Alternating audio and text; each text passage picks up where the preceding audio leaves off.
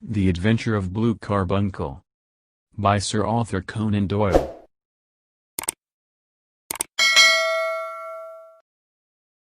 It was Christmas. I called my friend Holmes to wish him a Merry Christmas. He was in a deep examination on a broken fissured hat. Am I disturbing you, Holmes? Not at all. I'm glad to have a companion like you, Watson. Do you know Mr. Peterson? The commissioner? Yes. Is this his hat? No, Watson. He has found it on his way home from a party. He has seen a tallish man was walking with a goose on his shoulder. Then some roughs have broken there and tried to strike the man. He has swung his stick to defend himself. Unexpectedly, it has smashed a window behind him.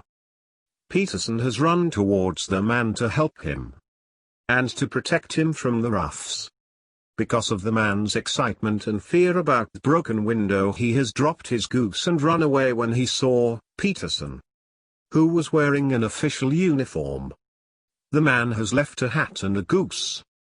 Peterson has collected those and brought them to me on Christmas morning, said Holmes. I took the fissured hat and examined it. It was a discolored one. It was cracked and the elastic was missing as well.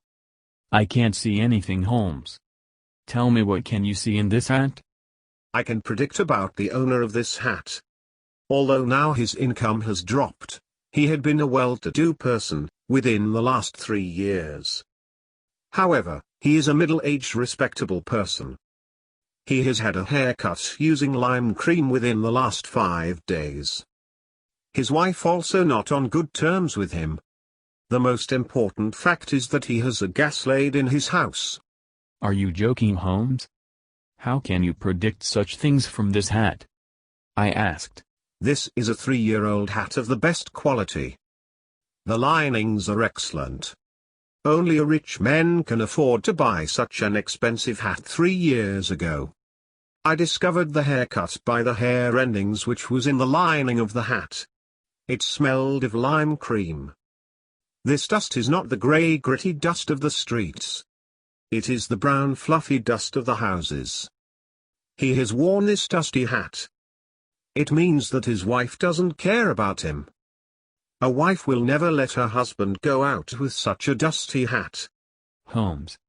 He might be a bachelor. No, Watson. He took the goose to his wife. And can't you remember the tag which was hung on Bird's leg? Suddenly Peterson arrived at our place with a shocked face. The goose. See here. My wife has found this in its crop. It was a blue stone smaller than a bean. I'm sure. This is the treasure trove, said Holmes. Yes, it is a diamond, sir. A precious stone. Is this Countess Morca's lost carbuncle? Asked Holmes. If I'm right. It has lost at the Hotel Cosmopolitan. On 22nd December, 5 days ago. John Horner, a plumber, has arrested because of the robbery. There was evidence against him, said I. We have to solve this sequence of events. The stone was found from the goose. The goose was Mr. Henry Baker's. Now we have to find out Henry Baker's part in this mystery, said Holmes, and published a paper article about the hat. After the paper article, Henry Baker visited our place to collect his lost hat and the goose. You are Henry Baker, I suppose. Is this your hat? Asked Holmes. Baker was tall and looked like a stranger because of his buttoned coat, pointed beard and intelligent face. Oh, yes, it's mine, said Baker. We received this some days ago. We were waiting for a paper advertisement from the owner. Why didn't you advertise? I knew that the roughs carried my bird and the hat. So I didn't think of wasting my money over this useless attempt. Anyway, we ate the bird, said Holmes. The visitor was excited. Ate it? Yes. It is no use to keep it with us. But we still have its head, feathers and crop. Then the man calmed down. They might be useful for me, said Baker. I'm a bird lover. I seldom see such grown goose. Can you tell me from where did you buy it? Asked Holmes. I'm a member of Windigate's Goose Club in Alpha Inn. They gifted the members a goose for Christmas. That's how I received the bird. Thank you, Mr. Horner. said Holmes. Baker left our place. So much from Baker. It is clear that he knows nothing about the stone. In a quarter of an hour we were in the Alpha Inn. You have got excellent well-grown geese, said Holmes. The man seemed surprised. My geese? Yes. The goose which you gifted to Mr. Henry Baker a few days ago. Oh, sir, they are not our geese.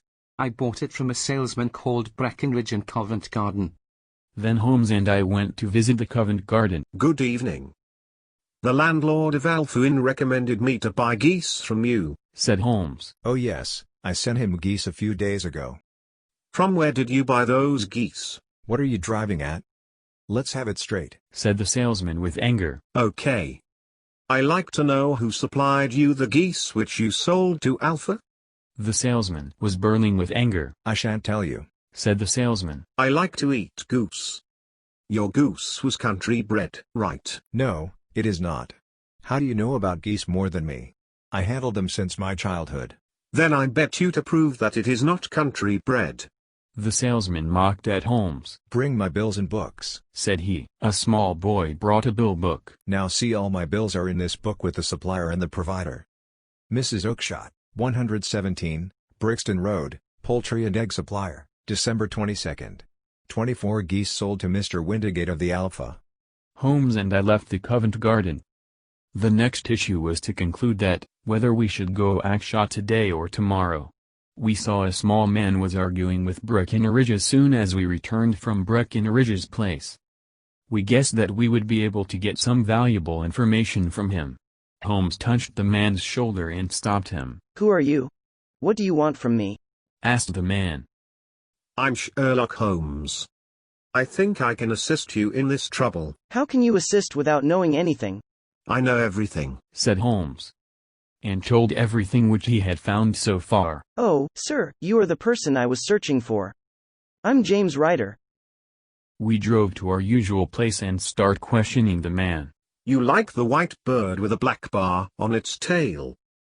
Am I right, Ryder? asked Holmes. Yes, sir. Could you tell me where it is? It's here. It laid a blue egg, said Holmes and showed him the stone. The man was surprised. He tried to run away with the carbuncle. Get back into the chair, Ryder. I think now the game is over. If you try to escape, I'll put you into the fire. You have heard about this blue stone, right? shouted Holmes. Catherine Cusick told me about that stone. You knew Horner, the plumber who was arrested before and would be suspected readily by the police.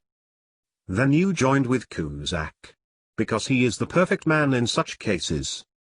When the stone had been left, you rifled the jewel case and sent this unfortunate man to prison. Sir, think of my parents. They will die when they hear this. I never went wrong before. I'll never do such things again. I swear it. Sir, please don't take me to the police, cried Ryder. Now, I want to know how it went to the goose's crop. I'll tell the whole story, sir. After Horner's arrestment, I thought that it is the best time for me to get rid of this case.